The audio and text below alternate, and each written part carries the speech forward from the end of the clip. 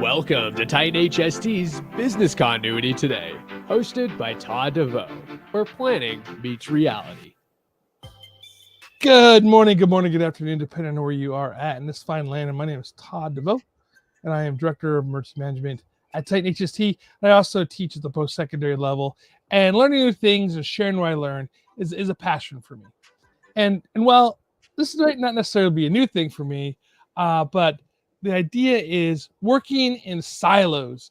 And I'm talking about this today because obviously we just came off the anniversary of 9/11, and one of the issues that we had back then, maybe even a little bit still today, was working in silos, which is we're not sharing information across departments, across jurisdictions. And yeah, this was a huge problem with the federal government. So, a Central Intelligence Agency wasn't talking to the FBI, which wasn't talking to local government.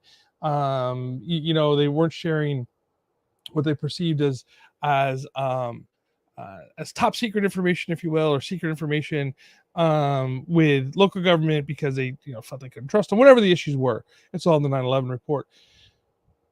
But we still work in silos within our organizations.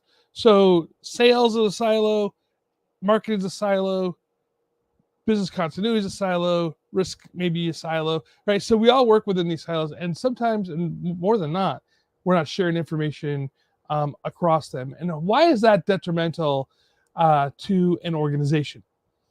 Well, going back to 9/11, Morgan Stanley, as an example, was an organization that did not work in silos.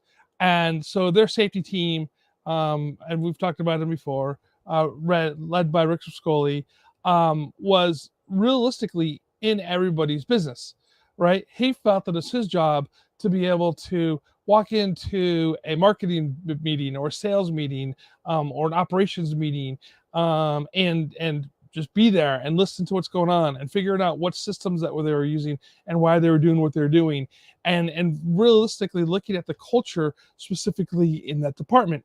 And yes, there's a corporate culture, right? We talk about that in the past, but there's also there's also departmental cultures, right?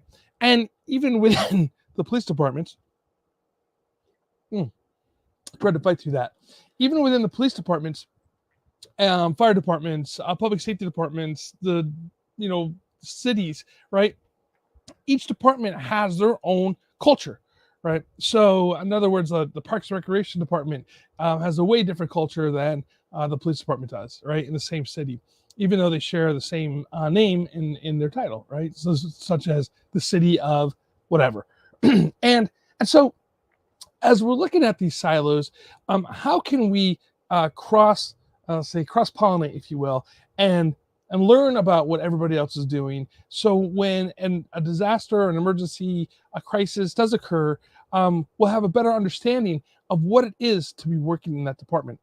And that's why it's important to really break down those silos and have cross communications happening at all times. Now, there's various different ways you could do that, right? One is you could always have the kumbaya meetings where we bring everybody into the same room. But if you notice there, right, as well, you have the fire guys will sit with the fire guys, the police guys will sit with the police guys, the Parks and Rec guys will sit with the Parks and Rec guys. You have the public works people sitting over with the public works. You have the planning department separated, city staff separated. It's still not a lot of mingling going on, even though they're all in the same room, right? So how do you realistically break down those silos? Well, it starts with leadership. It starts at the top, right? Now, places where I've worked, we've had the directors meetings, right? So everybody who runs the department will get together once, a week or once a month or whatever it is, and you sit down together as directors and discuss what's happening within the organization. Now, in theory, that information is supposed to trickle down into your organization to the people at the lowest level. But realistically, rarely that happens, right? Some organizations it happens, but realistically, rarely that really happens to go down to that deep. So what do you do, right? I like the idea of having realistically a campaign, internal marketing campaign, if you will, right? Where you are sharing information that's happening at the top. Now, there's an other side to this too.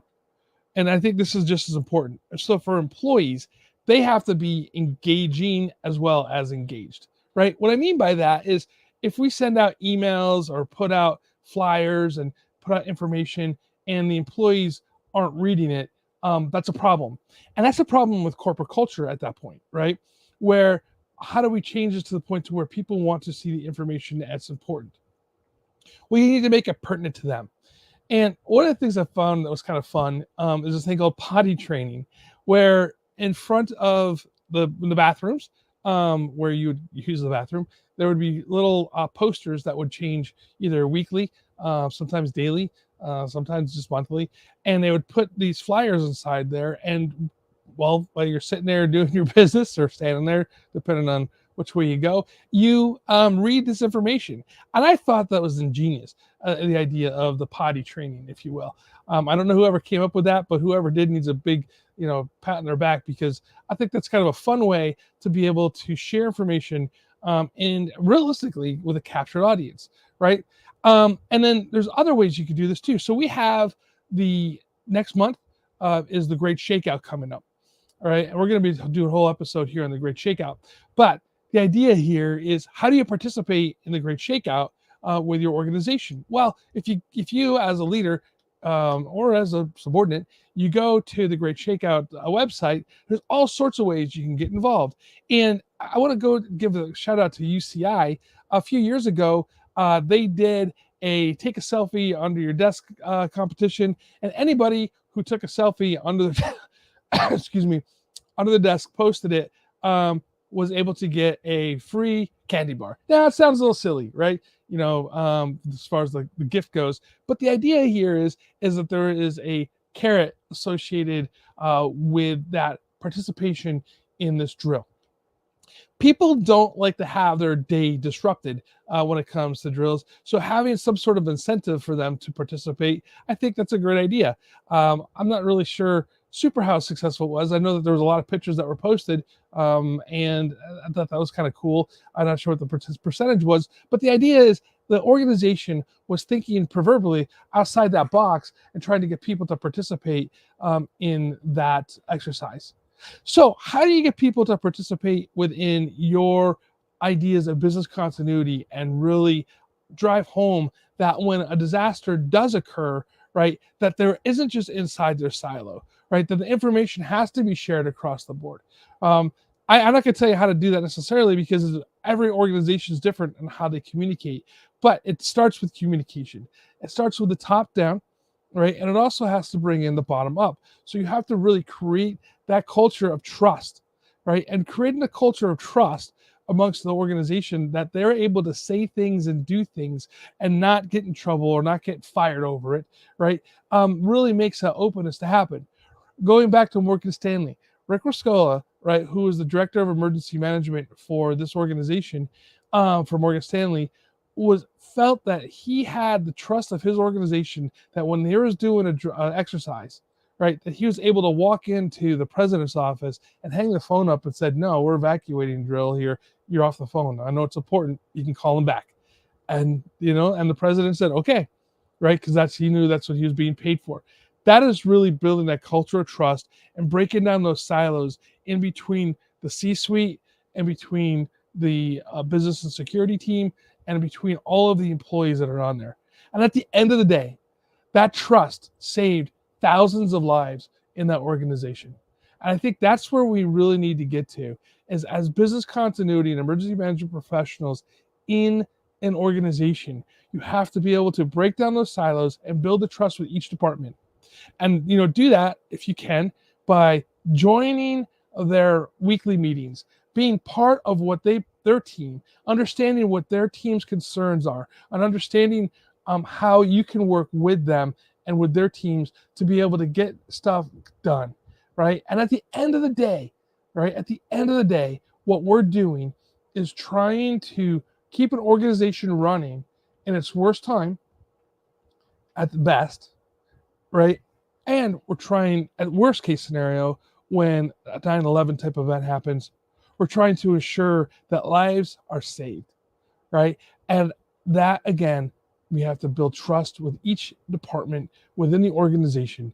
And what that means is you have to get out of your office, right? Knock on some doors, build relations with the directors of those organizations, right? Of those departments, right?